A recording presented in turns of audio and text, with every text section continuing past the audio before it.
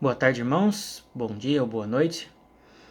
Estamos dando início a mais um culto da nossa igreja presbiteriana Ebenezer. Segundo domingo do mês é um culto aqui dirigido por nós da mocidade.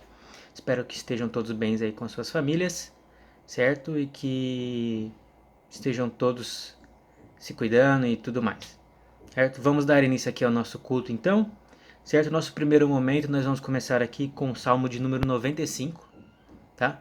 Salmo de número 95, versículos de 6 a 9, ok?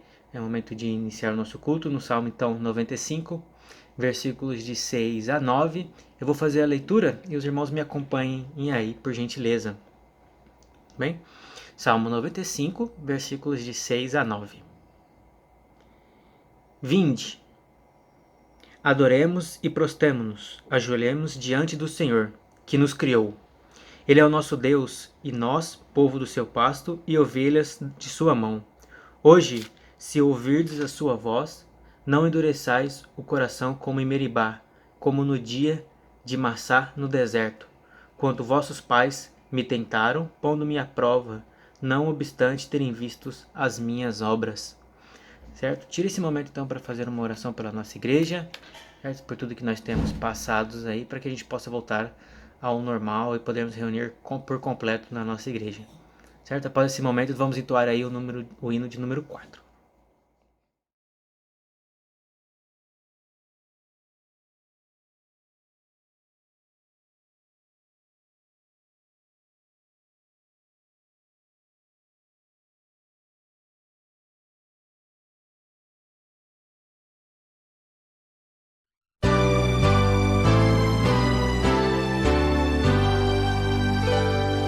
Deus está no templo, Pai onipotente, a seus pés nos humilhamos, servos consagrados, reverentemente, ao Deus Santo adoramos. Por favor, com amor, espiritualmente, Deus está no templo, Cristo está no templo, sumo benefício, por seu sangue nos foi dado. Ele, o bom cordeiro, foi o sacrifício, expiou o vil pecado, escolheu e sofreu o cabal suplício. Cristo está no templo.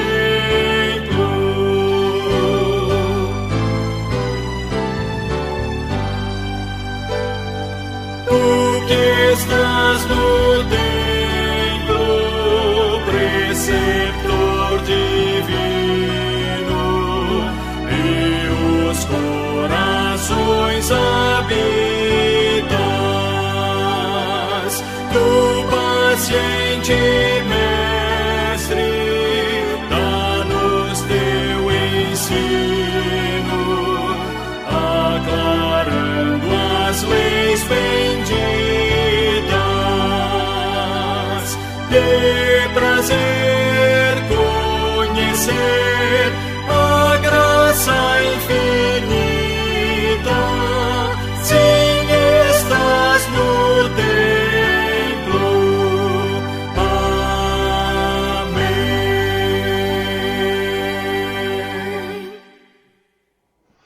Bom, irmãos, dando continuidade aqui ao nosso culto, então, vamos para o nosso momento de confissão de pecados, certo? Vamos fazer a leitura do livro de Salmo número 32.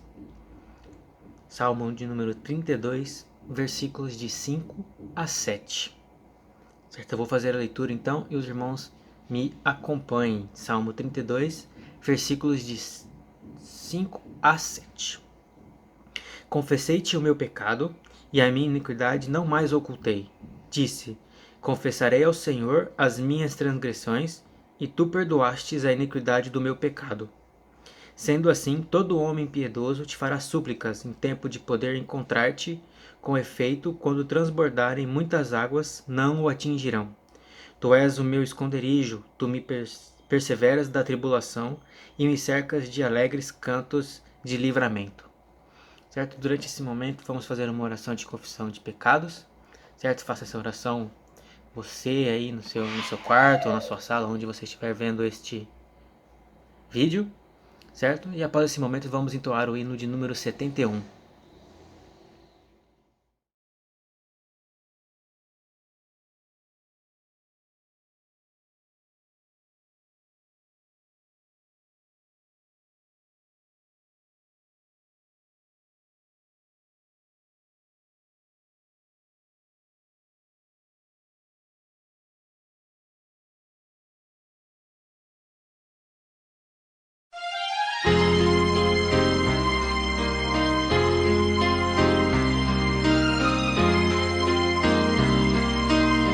Se sofrimento te causei, ó Deus, e ao meu exemplo fraco tropeçou, e eu não andei nos bons caminhos teus, perdão, Senhor.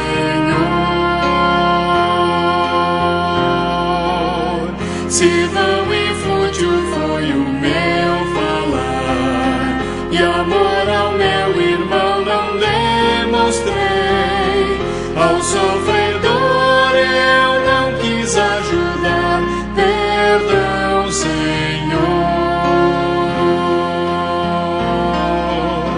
Se negligente foi o meu viver, sem me dispor a pelejar por ti, e firme em teu trabalho eu não quis ser, perdão, Senhor.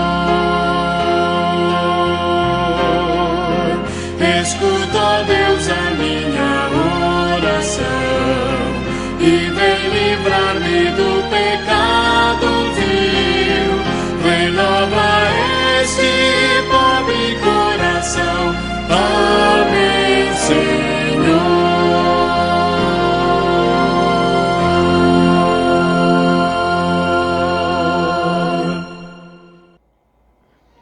Bom, irmãos, continuando o nosso culto então, vamos para uma última parte, certo? No livro de Timóteo, primeira carta de Timóteo, né?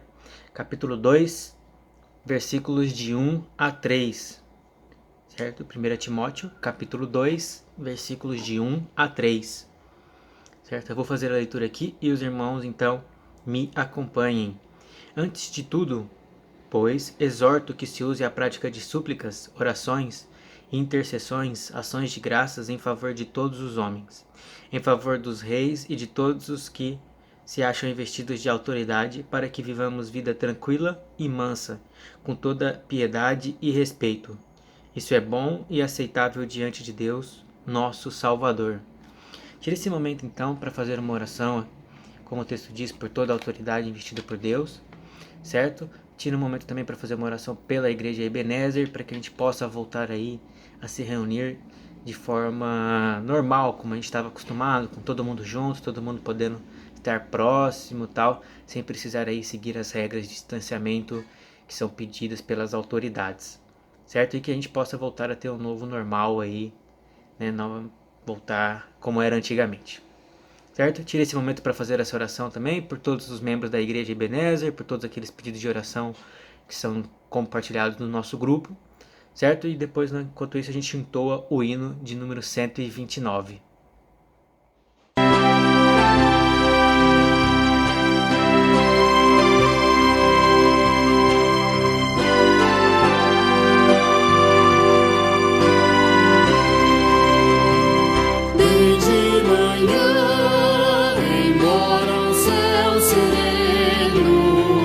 Pareça um dia calmo anunciar.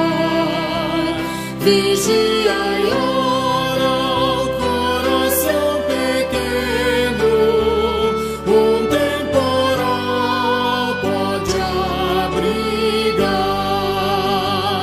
Bem de manhã e sem cessar, vigiarei, orar ao meio-dia, quando os sons da terra abafam mais de Deus a voz de amor. Recorre a oração, evita a guerra e goza a paz com o Senhor. Bem de manhã e sem cessar, vigiarei, orar do dia ao fim, após os teus ligares, relembra as bênçãos do celeste amor e conta a Deus prazeres e pesares, levando em suas mãos a dor. Bem de manhã e sem cessar, vigiarei, orar.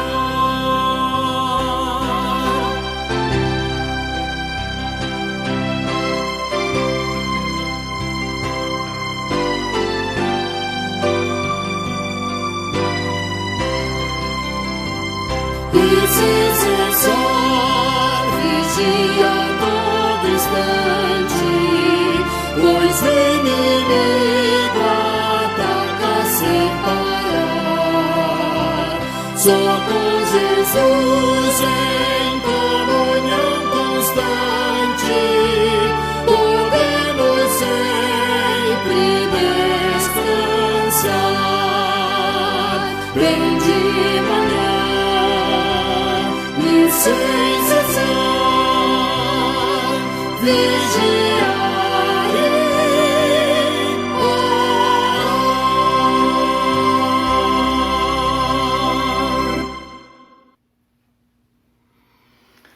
A graça e a paz do nosso Salvador e Senhor Jesus Cristo seja com todos. Nós estamos vivendo um período em que temos a preciosa possibilidade de nos reunirmos no templo. Nós estamos fazendo isso e sempre, ou algumas vezes, nas últimas vezes, o culto que realizamos lá, nós colocamos aqui, disponibilizamos aqui na semana seguinte.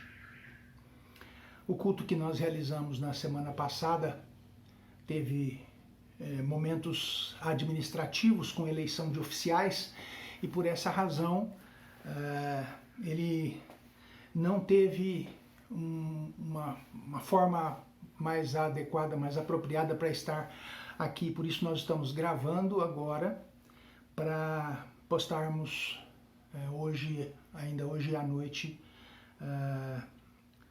para o culto desse domingo. Nós vamos pedir a Deus que nos dê discernimento, que ilumine nosso entendimento para nós compreendermos a sua palavra na porção que nós vamos ler e sobre a qual nós vamos meditar. Deus eterno, nós te damos graças e te louvamos, porque o Senhor é o Rei dos Reis, é o Senhor dos Senhores, é o nosso Criador, o nosso Salvador, o nosso Sustentador. Nós te agradecemos pela tua presença sempre conosco. Tu estás conosco em todo lugar. Não há lugar onde nós estejamos que tu não possas estar conosco, que tu não estejas conosco. Nós te agradecemos por isso, te louvamos por isso, te bendizemos pelas tuas misericórdias. Te louvamos e te bendizemos pelo perdão dos nossos pecados. Te louvamos e te bendizemos pela maneira como tu dispões a nosso favor em nosso favor a sabedoria que vem do Senhor, a sabedoria que vem do alto, para que nós, com esta sabedoria, tenhamos discernimento, tenhamos a nossa mente iluminada pelo Teu Espírito para compreendermos a Tua mensagem, a Tua palavra, e para que ela opere em nós aquilo que Tu queres. Tu dizes que a Tua palavra não voltará para Ti vazia. Tu nos dás discernimento disso, nos dás compreensão disso. Nós te pedimos que faças isso em cada um de nós, para a honra e glória do Teu santo nome e para nosso gozo, para nossa alegria, nossa paz na comunhão do Senhor. Amém. Nós vamos ler uma porção da palavra de Deus aqui no Evangelho de Lucas, no capítulo 24, versículos de 44 até 49. Esta porção da palavra de Deus nos diz assim: A seguir, Jesus lhes disse: São estas as palavras que eu vos falei, estando ainda convosco.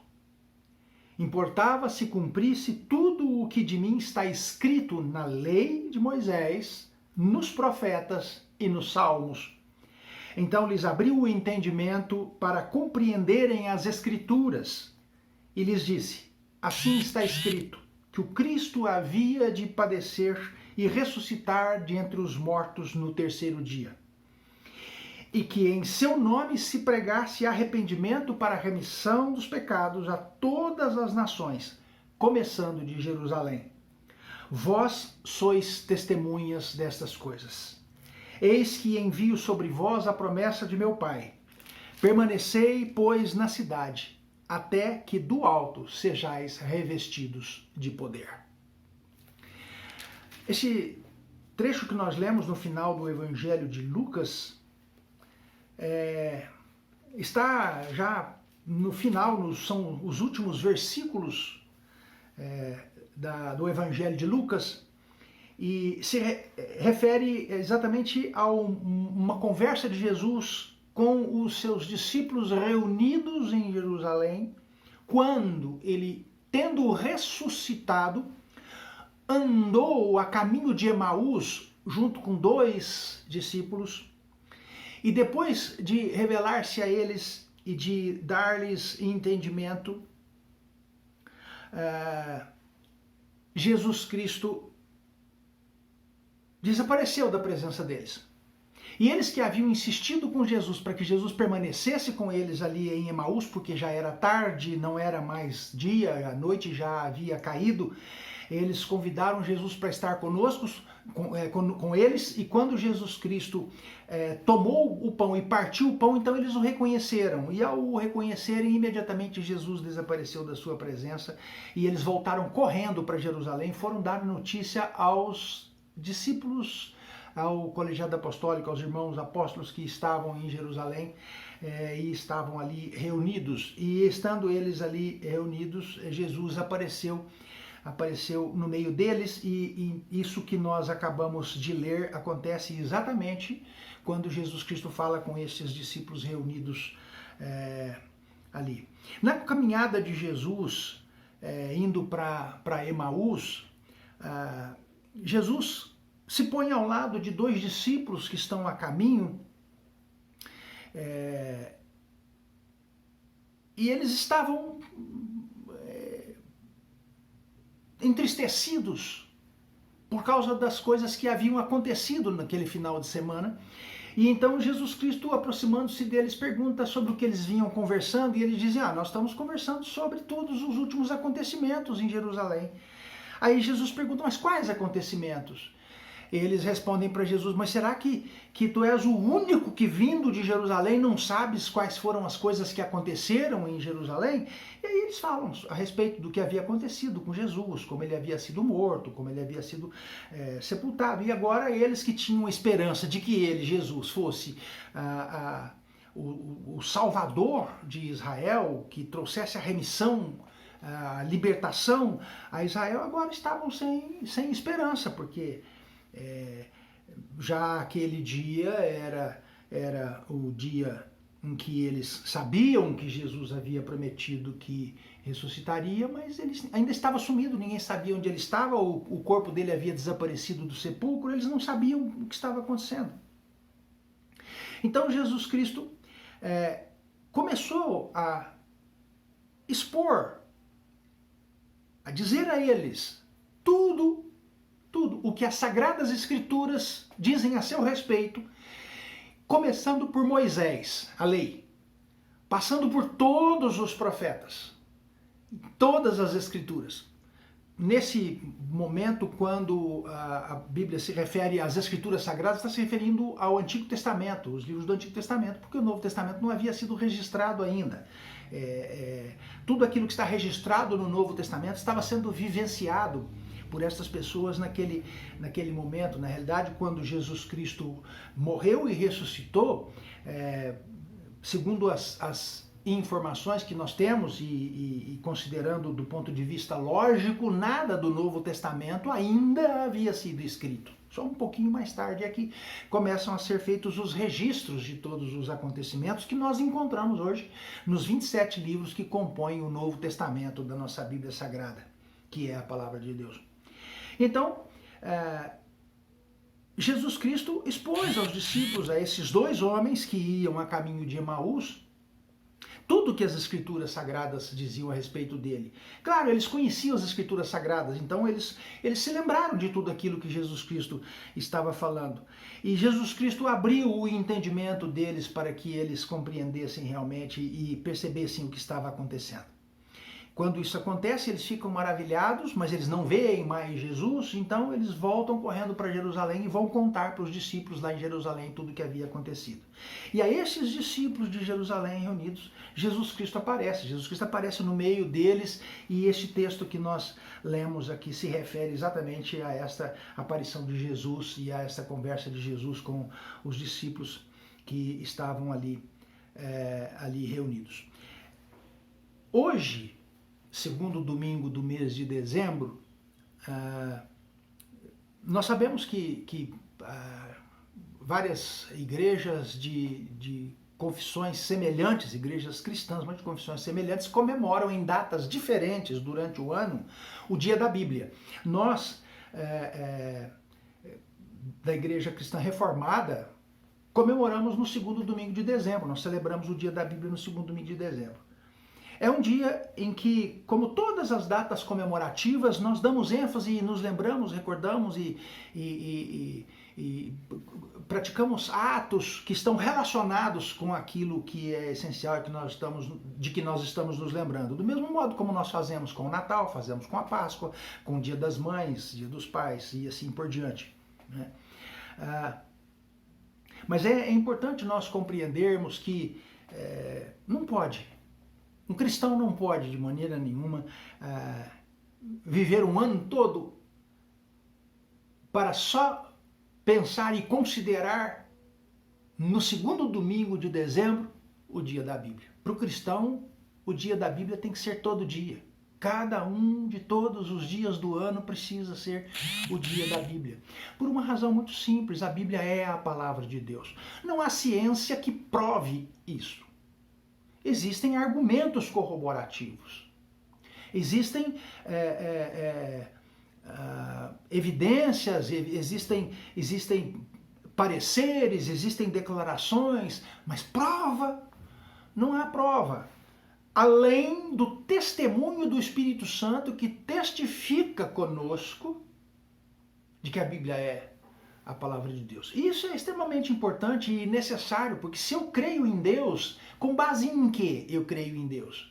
Se eu creio em Jesus Cristo, se eu creio no Espírito Santo, porque eu creio no Deus Trino, Pai, Filho e Espírito Santo, ou Deus Triuno, Pai, Filho e Espírito Santo, se eu creio nisso, com base em que? Eu creio porque mamãe falou, vovô falou, vovó falou, os religiosos falam, todos os que creem, todos os religiosos que praticam uma fé em Deus, nesse Deus, o Deus de Israel, o Deus de Abraão, mas principalmente o Deus do nosso Senhor e Salvador Jesus Cristo, acreditam baseados em quê? Ora, a Bíblia Sagrada. A Bíblia Sagrada. A Bíblia Sagrada, diz o apóstolo Paulo, que é conjunto de escrituras sagradas. Paulo fala a Timóteo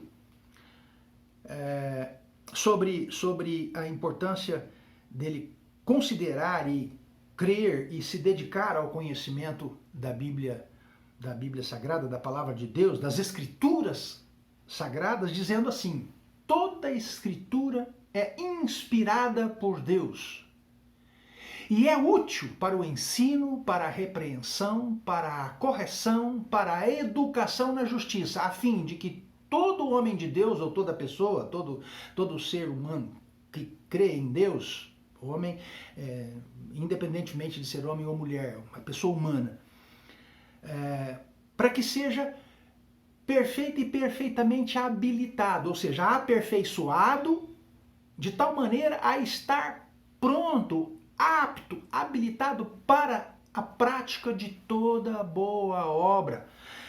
Toda boa obra segundo a vontade de Deus.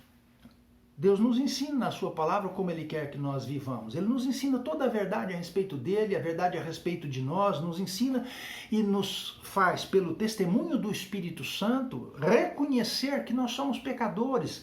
E como pecadores, estamos mortos nos nossos delitos e pecados até que sejamos achados por Jesus Cristo e resgatados por Ele. Por causa da justiça de Cristo é que nós somos justificados. É pela justiça de Cristo que nós somos justificados.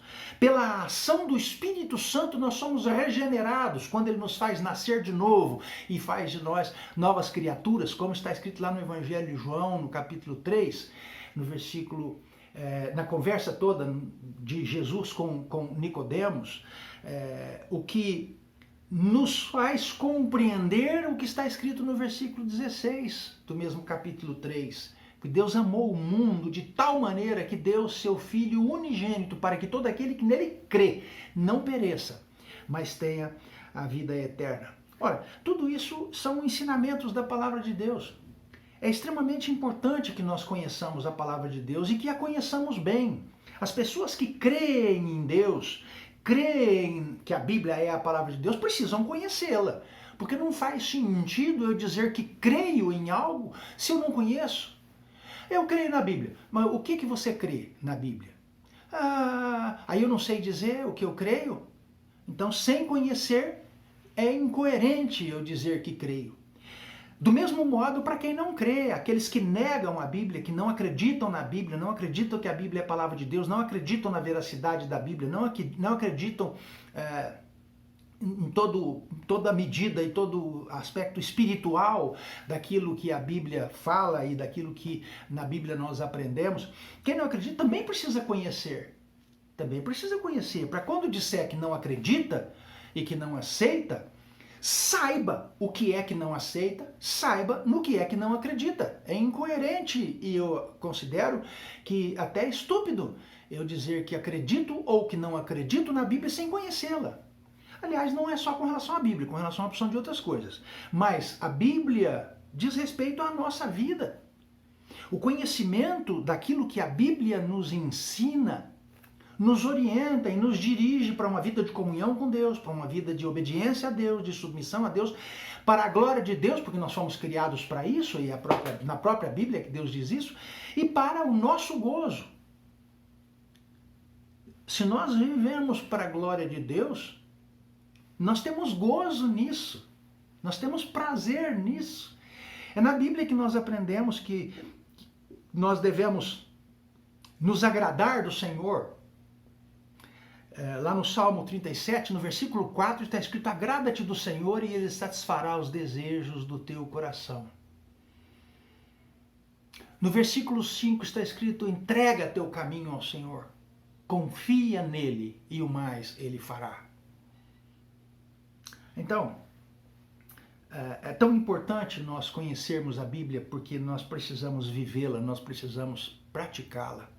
Deus diz lá através do profeta Isaías que a palavra de Deus, a palavra dele é semelhante à chuva. A chuva cai dos céus, rega a terra, para que a terra germine e produza fruto. Depois disso, então, ela volta a água volta para o céu, forma nuvens novamente, vai chover novamente. E ele diz que assim como a chuva que rega a terra, ou melhor, assim como a chuva que cai do céu e não volta para lá, ou não torna para lá, sem que primeiro regue a terra e a faça fecunda, assim ele diz, assim será para mim a minha palavra, não voltará para mim vazia.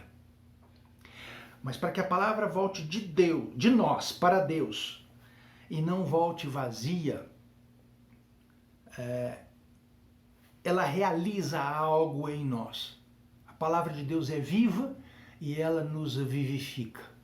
Quando nós olhamos para a descrição do que aconteceu no Monte da Transfiguração, em que Jesus Cristo chamou os discípulos, 3 discípulos, Pedro, Tiago e João, para estarem com ele, levou-os até um lugar alto, um alto monte, e quando chegaram lá, eles viram o rosto de Jesus sendo transfigurado e as suas vestes se tornando tão brancas, como diz o evangelista Marcos, nenhum lavandeiro pode alvejar, pode tornar tão limpa, tão branca uma veste, uma roupa, um tecido, como estavam as vestes de Jesus naquele momento. E os discípulos viram 2 varões conversando com Jesus.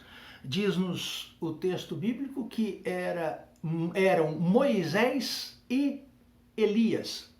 Ora, Moisés é a lei, Elias, os profetas. Aqui na conversa de Jesus com os discípulos, Jesus discorre para eles tudo o que as Escrituras dizem a seu respeito. Tudo o que as Escrituras dizem a seu respeito, começando em Moisés, na lei de Moisés, passando pelos profetas todos e o livro dos Salmos. Isso significa que Jesus Cristo falou tudo o que em toda a Escritura Sagrada do Antigo Testamento está escrito a respeito dele. Aqui no versículo 44 do texto que nós lemos está escrito assim: a seguir Jesus lhes disse, são estas as palavras que eu vos falei estando ainda convosco. Quer dizer, antes de Jesus Cristo morrer, ele estava sempre ensinando aos seus discípulos. Depois que ele morreu e ressuscitou, ele ainda permaneceu com os discípulos por 40 dias antes de ser assunto aos céus. Nesses 40 dias nós não temos nenhum indício bíblico de que Jesus Cristo tenha aparecido para qualquer grupo de pessoas ou para qualquer indivíduo que não fossem exclusivamente os seus discípulos. Que nesse momento eram cerca de 500 discípulos, nesse período dos 40 dias desde que Jesus ressuscitou, eram cerca de 500 discípulos. Todos eles foram testemunhas do Cristo ressuscitado, todos eles viram o Cristo ressurreto. O apóstolo Paulo diz isso lá no capítulo 15 da sua primeira carta aos Coríntios, quando fala das testemunhas oculares da ressurreição de Jesus Cristo, ou do Jesus Cristo ressurreto, dentre as quais muitas vivem ainda. Alguns já haviam morrido, mas muitos dos que haviam visto Jesus Cristo ainda estavam vivos. Portanto, eram pessoas que podiam ser procuradas, das quais se podia ouvir testemunho a respeito do Cristo ressuscitado dentro desse período dos 40 dias antes da sua glorificação, antes da sua ascensão, assunção. Então, nós vemos aqui, Jesus diz aos discípulos, essas são palavras que eu vos falei, estando ainda convosco.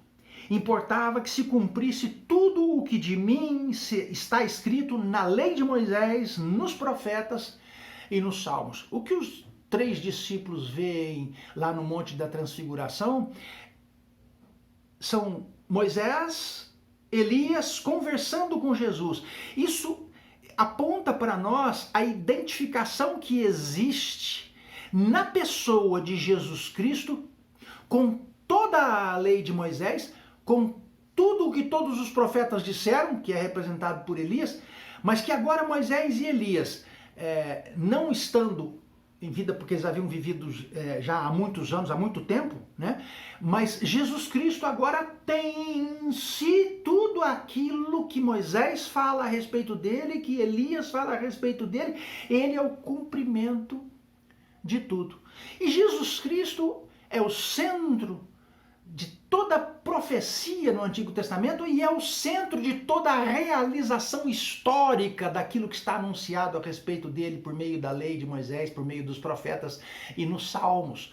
Por isso o Novo Testamento é fundamentalmente importante, é extremamente essencial e nós devemos conhecê-lo se nós queremos conhecer a palavra de Deus, a vontade de Deus, o plano de Deus para nós, aquilo que Deus tem estabelecido, o que Deus está fazendo, como vai ser a consumação de todo esse tempo que nós vivemos aqui. Quando, com data marcada, nós não sabemos.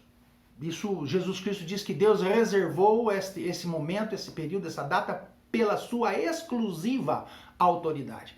É uma autoridade exclusiva de Deus. Ninguém mais sabe, ninguém tem competência para dizer dia, hora, mês, ano em que Jesus Cristo vai voltar. Mas Jesus Cristo nos dá uma informação suficiente. Este evangelho do reino de Deus será anunciado a todas as nações da terra. Então virá o fim. Aqui no texto que nós lemos, nós vemos no versículo 45 a informação de que Jesus Cristo abriu o entendimento dos discípulos para eles compreenderem as Escrituras. E Jesus disse assim para eles: assim está escrito que o Cristo havia de padecer e ressuscitar dentre os mortos no terceiro dia. Agora ele já ressuscitou. Todos eles sabem que ele padeceu, ele morreu. E agora todos estão sabendo e estão vendo o Cristo ressuscitado. E que em seu nome se pregasse arrependimento para a remissão de pecados a todas as nações, começando de Jerusalém. Os discípulos sabem que isso é responsabilidade deles. Nós, como igreja de Cristo, devemos saber que isso é responsabilidade nossa. Estes mesmos discípulos aqui de 2000 anos atrás não estão mais aqui entre nós. Tudo está registrado a respeito deles aqui nas Sagradas Escrituras. E nós? Nós precisamos conhecer as Sagradas Escrituras para conhecermos o plano de Deus, para conhecermos a vontade de Deus, para como filhos lhe sermos fiéis, obedientes e felizes por estarmos vivendo de acordo com a sua vontade. Porque a quem cabe hoje pregar o Evangelho, pregar arrependimento para a remissão de pecados a todas as nações? Cabe a nós. Isso já começou lá em Jerusalém, já faz 2000 anos, isso já está se expandindo pelo mundo todo. Isso já alcançou as Américas. O continente novo, isso já nos alcançou. Mas ainda precisa chegar até lá aos confins da terra. É preciso que toda criatura ouça o testemunho a respeito de Jesus Cristo. E então Jesus diz assim aos discípulos: vós sois testemunhas destas coisas. Os cerca de 500 discípulos de Jesus Cristo que o viram ressuscitado são as testemunhas a quem Jesus Cristo se refere naquele tempo, e todos os que a partir do testemunho destas testemunhas vêm crendo, são as que se tornam testemunhas, por isso nós nos tornamos testemunhas. Eis que envio sobre vós a promessa do meu Pai, permanecei, pois, em Jerusalém, até que do alto sejais revestidos de poder. Eles permaneceram em Jerusalém e no dia de Pentecostes, mais 10 dias depois da assunção de Jesus, eles foram revestidos de poder.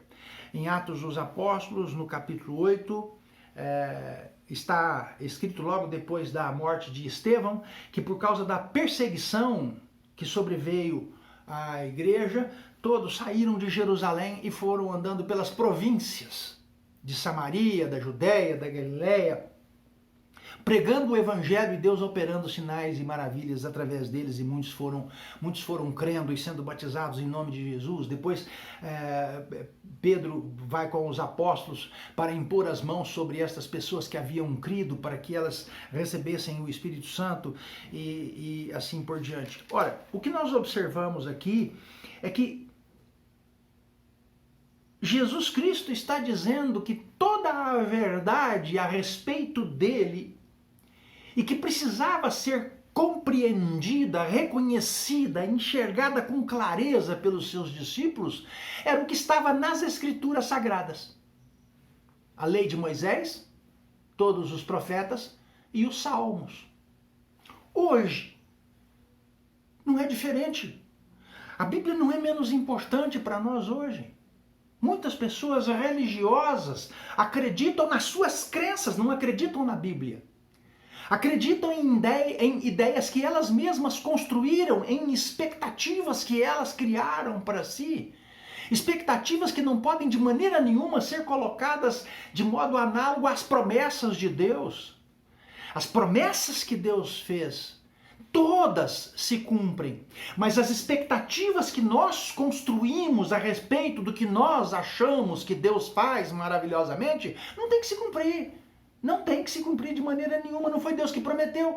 São expectativas que nós construímos, que nós criamos.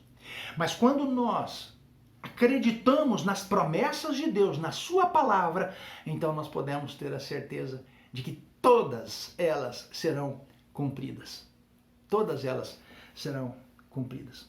Ora, o que nós estamos vendo aqui é um testemunho do próprio Jesus Cristo a respeito da importância das Sagradas Escrituras, a respeito da palavra de Deus que foi escrita, registrada como documento permanente para não ficar dependendo de maneira nenhuma da arriscada tradição oral, onde há o risco de, ao se falar, de se repetir, se reproduzir uma mensagem, esquecer-se de alguma coisa, acrescentar alguma coisa. Então isso está escrito, está registrado. E o Novo Testamento também está registrado. Nós temos a Bíblia, Palavra de Deus, completa na nossa língua. Nós temos o direito de examinar livremente as Escrituras Sagradas. E como filhos de Deus, nós temos a responsabilidade de conhecermos as Escrituras Sagradas. Primeiro, porque isso é o que Deus quer que nós vivamos. Ele quer que nós vivamos a sua palavra, Ele quer que nós vivamos de acordo com a sua vontade. E Ele nos diz qual é a sua vontade, não através de sonhos, visões, adivinhações, profecias de aproveitadores, não, nada disso. Jamais, jamais uma mensagem de um falso profeta vai ter o aval do Espírito Santo no coração de um filho de Deus. Jamais isso vai acontecer. Falsa profecia é engano, é mentira, é tapiação. Isso não provém de Deus de maneira nenhuma. Mas aquilo que as Escrituras Sagradas dizem, isso provém de Deus. E nas centenas e centenas de línguas que tem a Bíblia inteira traduzida, a mensagem é a mesma. Nas centenas de porções da Bíblia, Novo Testamento inteiro, mais livros de Salmos e Provérbios, porções que vão sendo traduzidas e disseminadas para que todas as pessoas em todos os lugares, na medida do possível, tenham a palavra de Deus na sua própria língua, para elas poderem ler e, através da leitura, com sinceridade e oração, ouvir Deus falar com elas. Tudo isso é providência de Deus. Tudo isso é expressão da vontade de Deus de que as pessoas o conheçam, conheçam a sua vontade, a sua verdade única, absoluta, soberana, e tenham a preciosa oportunidade de, conhecendo-o, tomar a decisão de atender ao seu chamado e de seguir Jesus Cristo, o seu Filho. No Evangelho de João, no capítulo 10, quando Jesus Cristo fala do verdadeiro pastor que dá a vida pelas suas ovelhas, ele diz que o verdadeiro pastor conhece todas as suas ovelhas. Ele entra no aprisco pela porta do aprisco. Ele não pula cerca, ele entra pela porta do aprisco. E quando ele entra naquele aprisco onde estão as suas ovelhas, ele chama as suas ovelhas, cada uma pelo seu próprio nome. Por serem verdadeiramente suas ovelhas, elas reconhecem a voz do seu pastor e atendem o seu chamado. Ele sai dali conduzindo as suas ovelhas para as pastagens, cuida delas, como nós podemos encontrar descrito lá no Salmo 23, uma poesia maravilhosa e que fala da realidade da vida do povo de Deus sob os cuidados de Deus, que é o seu pastor, é o pastor do seu povo, a partir da experiência de Davi, que era um pastor de ovelhas, e pastor de ovelhas, de fato, cuidou anos dos rebanhos de ovelhas do seu pai, da sua família, e ovelha do rebanho do Senhor Deus de Israel. Nós vemos Jesus Cristo dizendo ali que o bom pastor dá a vida pelas suas ovelhas. O bom pastor dá a vida pelas suas ovelhas. Os mercenários, quando veem o inimigo, veem o lobo, veem o leão, o urso, eles fogem e deixam o rebanho à mercê desses predadores. Mas o bom pastor dá a vida pelas suas ovelhas. Assim, nós vemos aqui Jesus Cristo dando uma grande ênfase sobre tudo o que a palavra escrita, revelada por Deus, diz a respeito dele. Portanto, hoje nós devemos afirmar e compreender isso. A única maneira séria, sincera, de nós conhecermos verdadeiramente a Jesus Cristo, que é o único caminho que há entre nós e Deus, o único mediador que há entre nós e Deus, é através do conhecimento das Escrituras Sagradas. Então, se hoje nós estamos celebrando o dia da Bíblia, não é um dia de menor importância, não é um dia sem importância. A Bíblia não é importante hoje, mais importante hoje do que em todos os outros dias da nossa vida.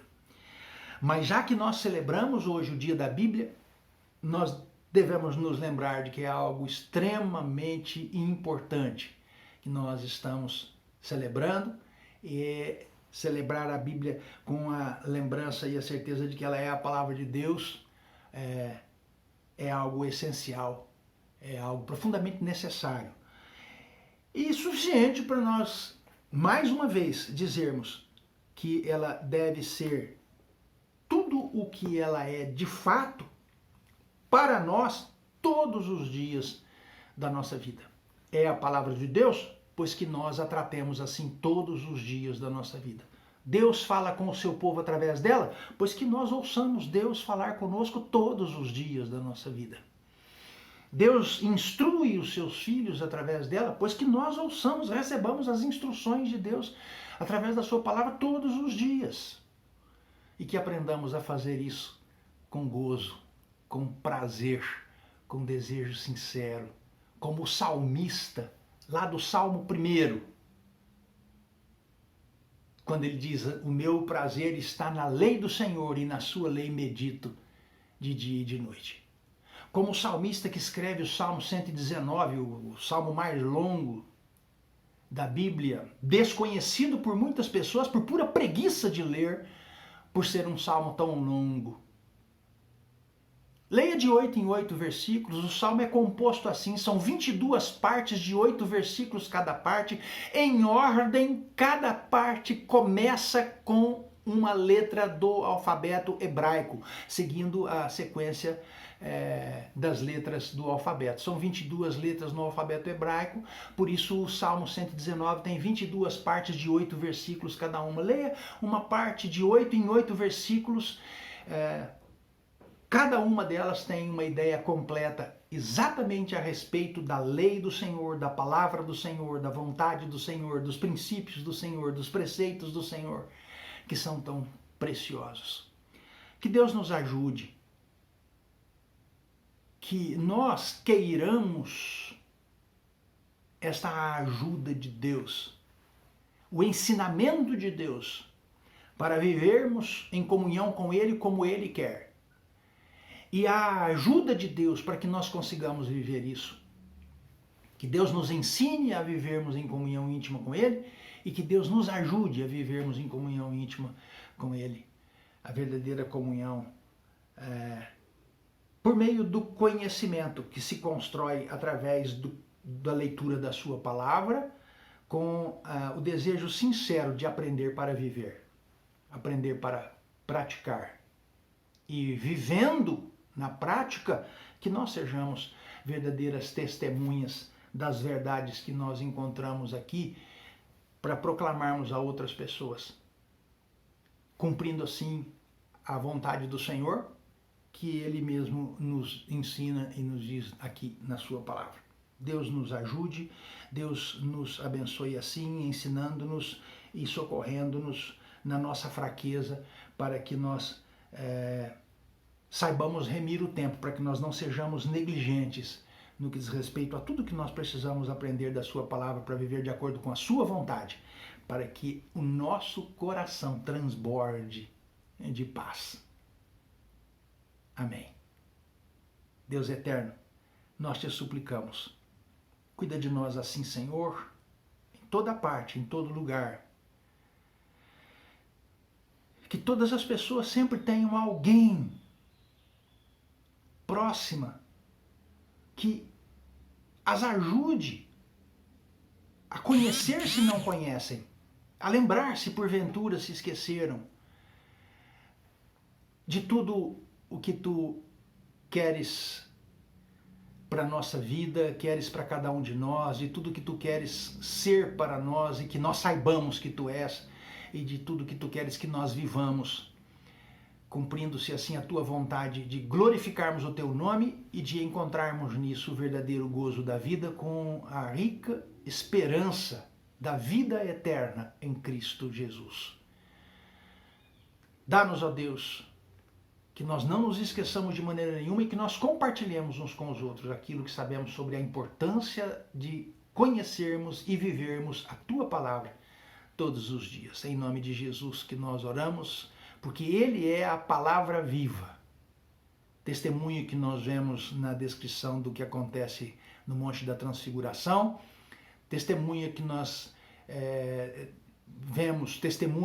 vemos quando João escreve nos primeiros versículos do seu Evangelho, que Jesus Cristo é o Verbo que estava com Deus, e o Verbo que é o próprio Deus, e que se fez carne e habitou entre nós. É a tua palavra, Senhor, é a tua palavra revelada em carne, é a tua palavra feita gente, feita humana em Jesus Cristo, o teu Filho, nosso Salvador, em quem nós te conhecemos. Que a graça salvadora do Senhor Jesus Cristo, o amor eterno de Deus, o nosso Pai, as ternas consolações, a doce companhia, a orientação, a direção, a iluminação e a sabedoria do Espírito Santo sejam com cada um de vocês e com todo o povo de Deus espalhado por toda a face da terra, desde agora até a volta do Senhor Jesus. Amém.